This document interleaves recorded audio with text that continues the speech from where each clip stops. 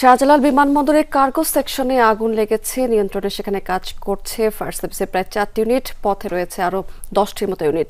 সেখানকার সর্বশেষ ছবি আমাদের হাতে চলে এসেছে, দেখে নিব সেটি একবার।